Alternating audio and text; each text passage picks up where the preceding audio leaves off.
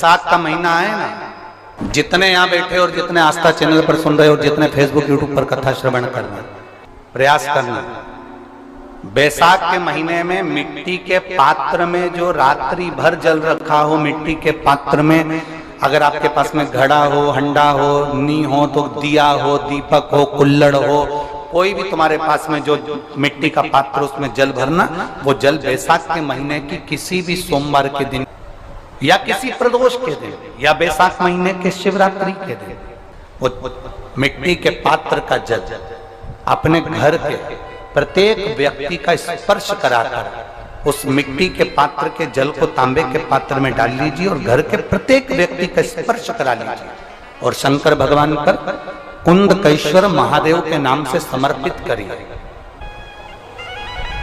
कभी जीवन में पीछे पलट कर देखने की जरूरत नहीं पड़ेगी, आप जाकर जल चढ़ाएंगे। आप भी बना लो एक नियम कि बैसाख महीने की शिवरात्रि यह भी शंकर भगवान को अपने दिल की बात कहते हुए। दोस्तों, अभी तक आपने उपाय नहीं किए तो जल्दी ही कर लीजिए। उपाय बहुत ही कारगर है क्योंकि बैसाख मास जो है खत्म होने वाला है। अपने मन की बात कहते हुए रोग मुक्ति के लिए, कार्य सिद्धि के लिए, धन वैभव संपदा के लिए, समृद्धि के लिए मुझे भी जल चढ़ा, मैं भी जल समर्पित। एक लोटा पानी शिव जी को, उसमें बेलपत्र डालने के बाद हेड में उस जल को या कोई मिट्टी का सकोरा हो, बर्तन हो, घड़ा हो, कलश हो, उसमें भरा हुआ रखा हो, वो तांबे के पात्र में डाल लो, उसको ले जाकर चढ़ा दो। और एक और चीज का ध्यान रखना,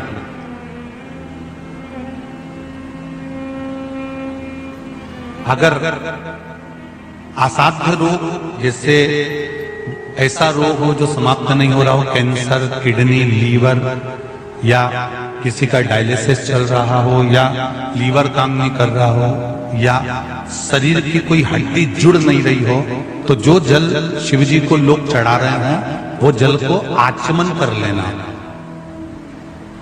और आचमन शंकर भगवान की छोटी बेटी अशोक सुंदरी के नाम से करना, उसका आचमन केवल अशोक सुंदरी के नाम से। और शंकर भगवान की सबसे छोटी लड़की अशोक सुंदरी। दोस्तों, गुरुजी जैसा बता रहे उसको ध्यान से सुनिएगा और वैसा ही आपको करना है। नंदन मन में पैदा हुई, जन्म नंदन मन में जन्म। नंदन मन मतलब काशी।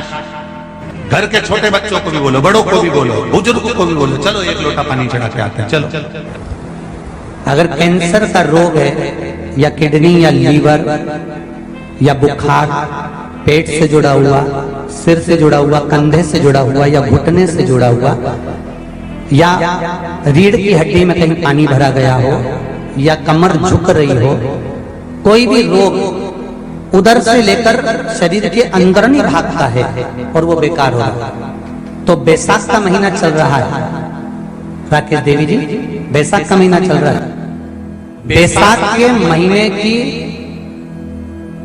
शिवरात्रि के दिन, बैसाख के महीने की जो शिवरात्रि आएगी, हर महीने शिवरात्रि आती है, तो बैसाख की जो शिवरात्रि है, इस शिवरात्रि के दिन सुबह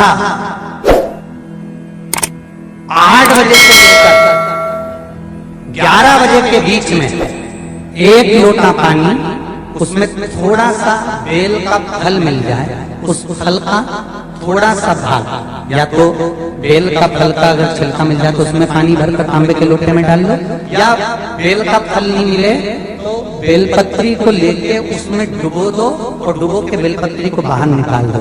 वो पानी भगवान शंकर को शिवरात्रि के दिन, बैसाख महीने की जो शिवरात्रि है, बैसाख के महीने में प्रत्येक महीने शिवरात्रि आती है, बैसाख के महीने की शिवरात्रि के दिन सुबह 8 बजे से लेकर 11 बजे के बीच में शंकर भगवान को अपना रोग और बीमारी शंकर भगवान को जल समर्पित कर जाओ। बाबा पर विश्वास रखकर चढ़ाना, धीरे धीरे ठीक हो जाओ। शिव से भगवान शिव की सुबह के समय जाकर, और अगर बेलपत्री का पानी नहीं मिले तो मिट्टी के पात्र का पानी, आपको कथा में कहा मिट्टी के पात्र का पानी, वो भी शंकर भगवान को समर्पित कर। दोस्तों, इनमें से कोई से भी उपाय बैसाख मास में आप कर ही लीजिए। बैसाख के महीने में शंकर पर शीतल जल समर्पित कर देने से शरीर के रोग समाप्त हो जाते हैं, वो रोग टिकता नहीं। शीतल,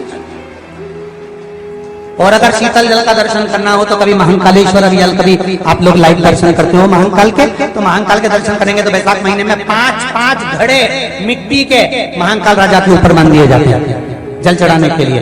कभी आप लोग चकलेश्वर महादेव जाए मथुरा वृंदावन में, गिरिराज जी की परिक्रमा, चकलेश्वर महादेव पे 5-5 मिट्टी के घड़े शिव जी के ऊपर बांध दिए जाते हैं। कभी काशी जाएं तो वहां पर मिट्टी का घड़ा शिव जी के ऊपर रख दिया जाता है। क्यों? क्योंकि वो मिट्टी के पात्र का जल जब बैसाख के महीने में शिव पर गिरता है तो जो उस जल को समर्पित करता है वो रोग से मुक्त हो जाता है, बड़ी बीमारी में घिरता नहीं। जयंत ब्राह्मण के रोग मुक्ति के लिए भी दोस्तों आप ये उपाय अवश्य कर सकते हैं। गुरुजी जैसा बता रहे वैसा करना है आपको। आगे देखिए गुरुजी क्या बता मेरा रहे हैं। महेश कह रहा है, मेरा बाबा भोलेनाथ, मेरा बाबा विश्वनाथ, मेरा त्रिकालदर्शी कैलाशी अविनाशी कह रहा है कि हे पार्वती,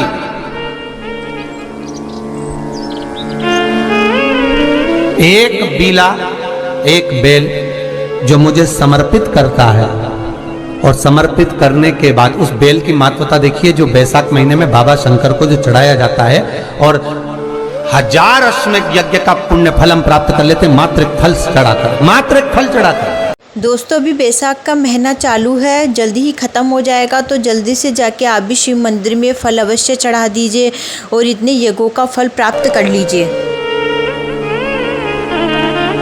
हे पार्वती, संसार का मनुष्य जब मुझे वो बेलपत्र समर्पित कर, वो बेल का फल समर्पित करता है, पार्वती वो फल जो मुझे चढ़ता है, फिर मैं भले नर्मदा के जल से निकला हुआ कंकर शंकर क्यों ना हूं, फिर चाहे मैं गंगा के जल से निकला हुआ कंकर शंकर क्यों ना हूं, चाहे फिर मैं यमुना के जल से निकला हुआ कंकर शंकर क्यों ना हूं, चाहे मैं सरयू के जल से निकला हुआ कंकर शंकर क्यों ना हूं, चाहे मंदाकिनी के जल से निकला हुआ कंकर शंकर क्यों ना हूं, ए पार्वती फिर जो भी शिवलिंग पर वो बेल समर्पित होता है, वो बेल उठाकर जीव अपने कार्य में ले सकता है। ये माँ उमा से कह रहे हैं। तो उस बेल की महत्वता जानेंगे। अब अपन उस बेल को जानने के लिए वापिस स्कंद पुराण में चले, तो स्कंद पुराण में लिखा हुआ है कि जो बेल बैसाख के महीने में शंकर को चढ़ाया जाता है, वो बेल का फल उठाकर रख लिया जाता है। बैसाख के महीने में उस चढ़े हुए, बाकी का आपको बेल का फल खाना हो तो बात दूसरी, पर चढ़ा हुआ जो बेल का फल है वो पूरा बैसाख नहीं खाना। बैसाख के बाद में अगला जो महीना आए, उस महीने के अंदर उस फल के अंदर का गुर्दा निकालकर उसको सुखा लीजिए, और सुखाकर जिस व्यक्ति को पथरी की बीमारी हो और जिस व्यक्ति को पेट में बहुत भोजन पचता ही नहीं है, पूरा शरीर पाचन क्रिया बेकार हो गई, उस व्यक्ति को केवल 7 दिन तक शंकर पर चढ़ा हुआ वो बेलपत्र प्रदान कर दीजिए। पथरी भी बाहर और पाचन क्रिया भी ठीक, जिंदगी भर तकलीफ नहीं। उस बैसाख में उस फल की इतनी महत्वता बाबा भोलेनाथ स्कंद पुराण, लिंग पुराण, नर्मदा पुराण, पद्म पुराण के अंतर्गत, शिव महापुराण के अंतर्गत वर्णन कर, उसकी महत्वता है। वो बेल का फल साधारण नहीं हो सकता।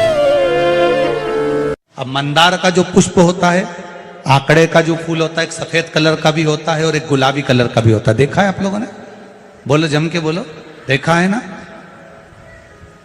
गुलाबी कलर का जो पुष्प होता है वो आप मंदार का, आंकड़े का जो गुलाबी कलर का पुष्प होता है, आप टीवी पे देख रहे होंगे, एक सफेद देख रहे होंगे, एक मंदार का गुलाबी फूल, नीला कलर का फूल देख रहे होंगे। जो नीला कलर का जो पुष्प होता है, गुलाबी कलर का जो आंकड़े का फूल होता है, प्रयास करना दोस्तों ध्यान से सुनिएगा। जब किसी विषम परिस्थिति में फंस गए, जब आप बहुत विषम बड़ी उलझन में फंस जाते हैं तो गुरुजी जब आपको लग रहा है कि मुझे बहुत भय लग रहा है, कुछ बुरा होने वाला, आपको लग रहा है आज मेरी उल्टी आंख बहुत फड़क रही है, कुछ गड़बड़ होने वाला, आपको लग रहा है मेरी सीधी आंख फड़क रही, कुछ गड़बड़ होने वाला, तब केवल वो नीला जो गुलाबी पुष्प है मंदार का, उसको कहीं से लाकर शिवालय में अशोक सुंदरी वाली जगह पर स्पर्श कर कर शिवलिंग पर आप चढ़ा दीजिए। आपकी विषम परिस्थिति कैसी भी होगी वो रास्ता बनाकर बाहर निकल जाएगी, आपको फंसना नहीं, परेशान नहीं। मंदार आंकड़ा, सफेद आंकड़े का पुष्प भी भगवान शिव को समर्पित होकर, जैसे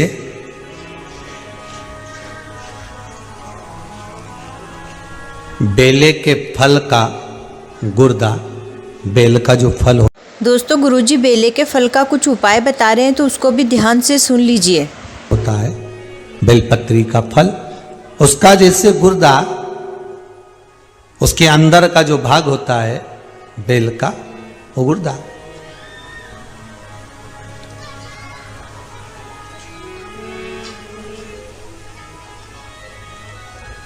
उसको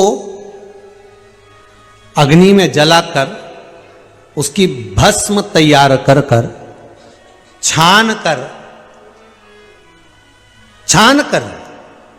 जब जब आपके यहां विद्वान ब्राह्मण शिव जी का अभिषेक कराते हैं, पूजन कराते हैं, तो उसमें लिखते हैं पूजन के साहित्य में बेलपत्री, धतूरा, दुर्वा, ये उसमें नीचे लिखेंगे भस्म। लिखते कि नहीं लिखते? लिखते हैं ना, भस्म अभिषेक में चाहिए रहती है। तब उस भस्म का थोड़ा सा भी भाग आप अगर शिव को समर्पित कर रहे हो तो ये जान लें कि शंकर मनवांछित फल प्रदान कर रहे हैं, शिव फल प्रदान कर रहे हैं।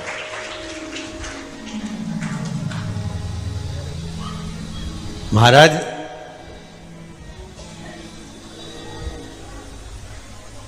बेलपत्री के वृक्ष के नीचे बैठकर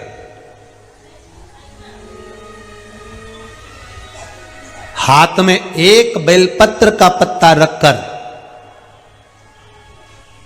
आप पंचाक्षर मंत्र नमः शिवाय, ओम नमः शिवाय या श्री शिवाय नमस्तुभ्यम या महामृत्युंजय मंत्र का स्मरण कर रहे हो, पर डंडी का भाग अपनी ओर, बेलपत्र की बीच वाली पत्ती का भाग बीच वाली उंगली की ओर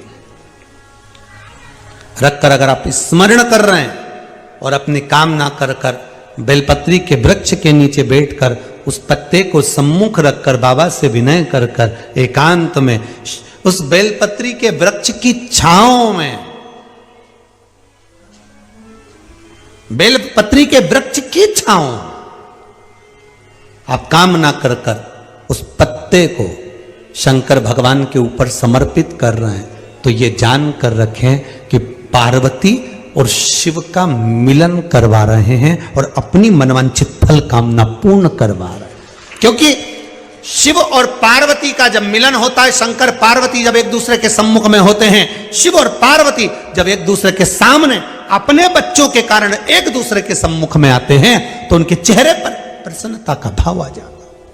दोस्तों इस शिव पार्वती के मिलन वाला उपाय अवश्य कर लीजिए, उससे भगवान शंकर आप पे अत्यंत प्रसन्न हो जाएंगे। फल, मनवांचित फल की कामना आप जिस कामना के लिए कर रहे हैं, विवाह के लिए, नौकरी के लिए, सर्विस के लिए, व्यापार के लिए, रोग मुक्ति के लिए, आप जिस कामना से कर रहे हैं, ईश्वर महादेव। दोस्तों गुरुजी ने आज की वीडियो में जितने भी उपाय बताए हैं बैसाख मास के, वह सभी उपाय अभी बैसाख मास में कर लीजिए, आपकी मनोकामना जरूर पूर्ण होगी। और इस वीडियो को अपने परिवार वालों में शेयर करना ना भूलें। तो दोस्तों मिलते हैं अब अगले वीडियो में एक नई वीडियो के साथ। हर हर महादेव।